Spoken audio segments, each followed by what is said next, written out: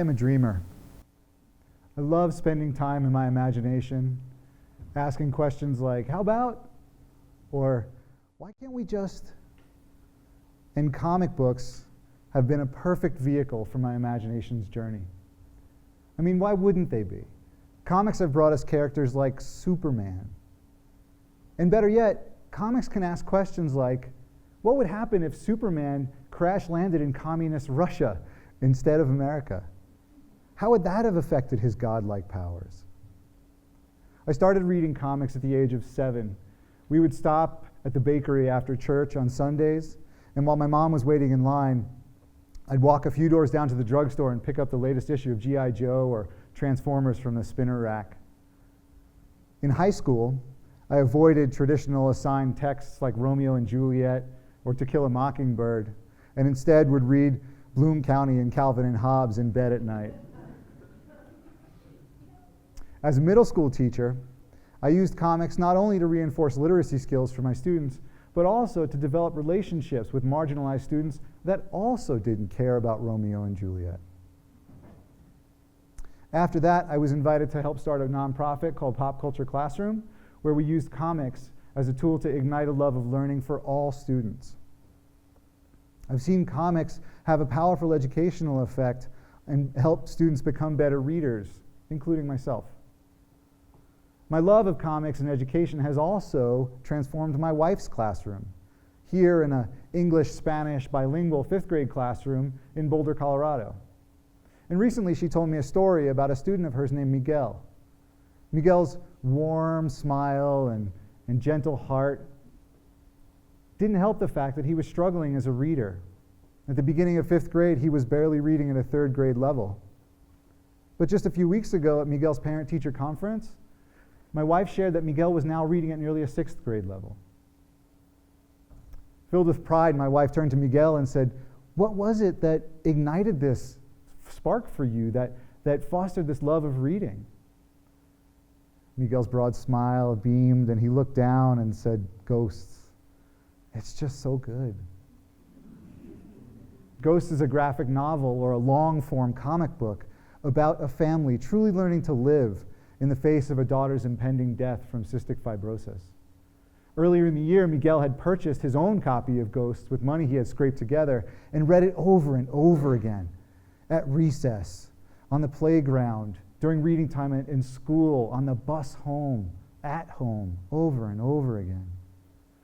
Fostered by a comic book, this newfound love of reading, combined with regular reading instruction from his teachers, helped Miguel achieve this remarkable growth. But Miguel's story is not unique. Take, for example, Dave Pilkey, the New York Times best-selling author. Dave grew up dyslexic, unable to read, until he realized that comic books helped bridge that gap for him. So he started reading and creating comic books. Now he authors the books called Captain Underpants, who fights against villains called Professor P.P. Poopy Pants. I just said that on the TED stage. So on the other end of the spectrum, we have Charles R. Schwab, the co-chairman of Charles Schwab Incorporated, also dyslexic. Charles Schwab turned to graphic novel adaptations of classics like A Tale of Two Cities in order to complete his assignments and support his growth as a reader. But before we move on, let's establish a common understanding of what a comic book actually is. A comic is simply a story told through sequential images. And here we see a perfect example of that.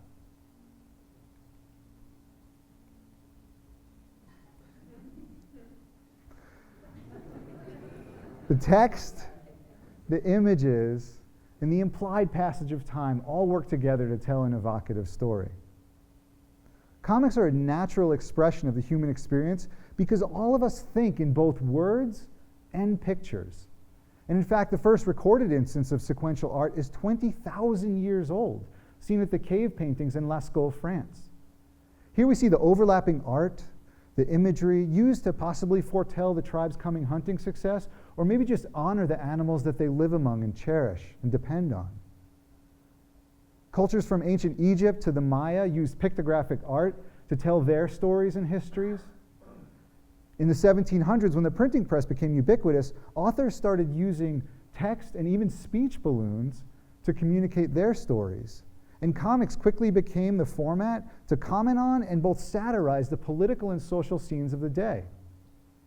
In the early 1900s, the comic book format that we're still familiar with today became popular.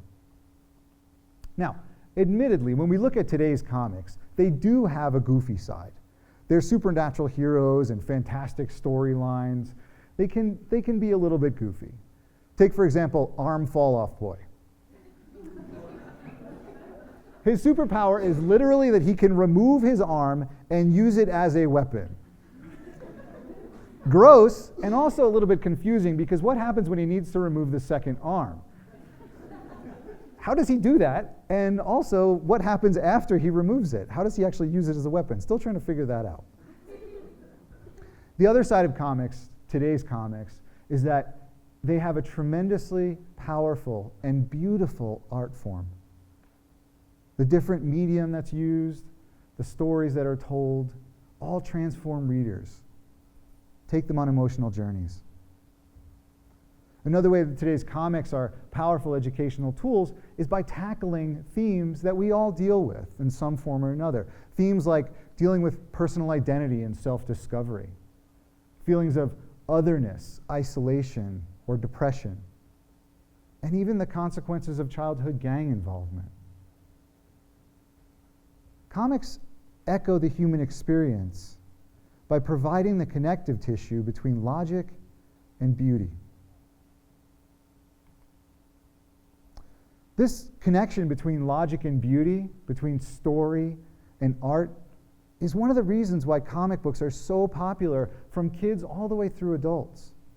But it's important to note that school and public librarians regularly report that comics and graphic novels are their highest circulating collections, even more than their DVDs. And as teachers are starting to realize, comics possess superhuman potential, not just on the page, but also in their classrooms. The contextual images combined with the short bursts of text all work together to support student text decoding as well as reading comprehension, so students understand what it is they're reading. Study after study goes on to show that comics improve student engagement, reading comprehension, vocabulary development, and on and on and on.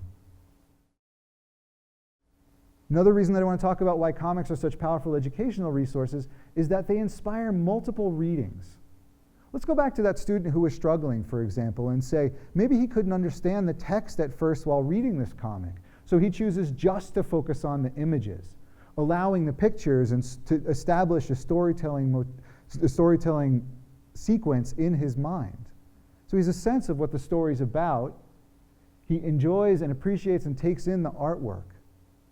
Then his second reading, he goes back and just focuses on the text, allowing that visual understanding to help him decode and figure out complex words that he couldn't get the first time around. The subsequent reading might spend time in the gutter, which is not what you think. It's actually the space and time in between panels. What happens when we move from one image to the next? There is that implied passage of time. It's fun to just spend time thinking about what goes from one panel to the next. And the subsequent reading, final reading, might spend time integrating all aspects: images, text, gutter, storyline. In 2013, I learned that due to the economic downturn, the Colorado State was cutting funding for education in correctional facilities. After hearing this, my mind started to wander. I thought about comics not just as a powerful educational tool that I had been using for decades, but also as an escape, as a way out. It didn't take me long to see the need and the connection. Over 70% of inmates that interact with the correctional system are functionally illiterate, unable to read past the third grade level, fill out a job application, or even read a court summons that tells them when they're supposed to show up for parole hearing. What's more, penal institution records go to show that literacy education provided during incarceration goes to reduce recidivism rates, which is when a released inmate returns back to jail. Surprisingly, recidivism rates dropped from 70% to 16% when GED level literacy education is provided during incarceration. And what's more, art programs provided during incarceration have been shown to not only decrease aggression, but increase compassion and empathy for the participants as well. The US Department of Justice states that the link between academic failure and delinquency, violence, and crime is welded to reading failure. Unfortunately, reading ability has become a prime indicator of success or failure for today's children. And in today's America, inability to read all too often leads to prison.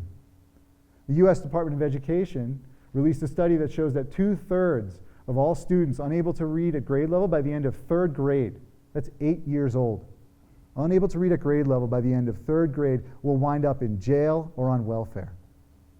What's even worse is that private prison companies, which are publicly funded with your tax dollars, are now researching 3rd grade literacy scores and finding out which communities have the lowest literacy scores to find out where to build their next facilities, ensuring the highest population of inmates and profits.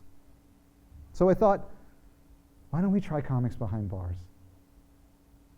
The inviting storyline, the characters, the art, all of it, the educational resource, it fits this powerful need.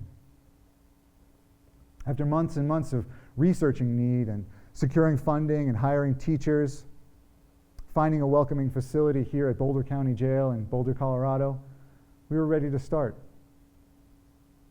Shortly after we began, I visited my teachers one day when they were teaching a class in the women's side of the jail. I walked in and the heavy door clanged behind me. And I was scared.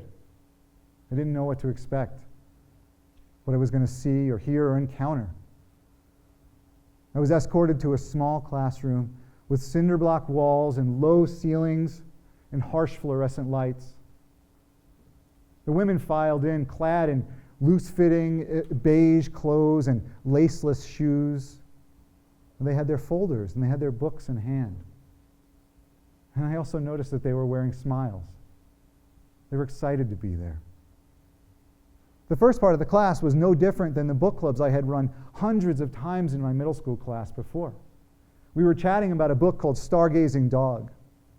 It's a graphic novel about a sick man who had become estranged from his family for various reasons, and the women were having this powerful conversation going back and forth. Some were arguing that he was a good father. Others said he wasn't. Why was his best relationship with the dog and not his daughter? But he provided, he brought home food and water and money, and they could go on trips. And these women were going back and forth. And during this conversation, I noticed that for a time, these inmates, these women, had been set free. After switching to the daily drawing lesson, the women began illustrating their comics. Most were chatting while sketching, but Amanda was singularly focused on her 8.5 by 11 copy paper, intent on creating a universe with her pencil and paper. I left her at it for quite a while until another woman accidentally bumped Amanda's chair on her way to the pencil sharpener. Startled, Amanda blinked and looked up, and she proclaimed, "Oh, shit, I forgot I was in jail." Silently, she returned to her work. Even though her body was captive behind a steel door, her mind had been set free through the pages of her comic. And it turns out that Amanda was writing a comic about healthy eating habits for her kindergarten daughter on the outside. You see, Amanda had learned about healthy eating habits through another class, another program in jail, and she wanted to share that idea with her daughter. 3 super peas in a pod battled it out against the bad French fries. In teaching this logical idea of healthy eating, Amanda bridged with beauty and humor. Despite their captivity and stressful lives, these inmates are learning. Not only do they write and illustrate powerful stories, but their literacy skills are improving as well. Over the nearly 2 years of teaching inmates in correctional facilities, we've seen a statistically significant increase in their storytelling ability and a 60% increase in their comic-specific vocabulary. learning is taking place. Comics are the vehicle. The act of learning is an inherently vulnerable activity. To learn, one must step outside of their comfort zone and risk failure. Accepting that risk requires a safe learning environment. And as you can all understand, demonstrating vulnerability in any classroom is a threatening and scary step. Yet today you've seen that even in the crucible of jails, comics have proven to be a valuable and effective educational tool. Through their less intimidating format, with contextual blocks of imagery and associated words, comics can transform and invite readers into this culture of literacy. We need to stop thinking of comics as low literature, but instead as a powerful art form that echoes the human experience, capable of transforming education.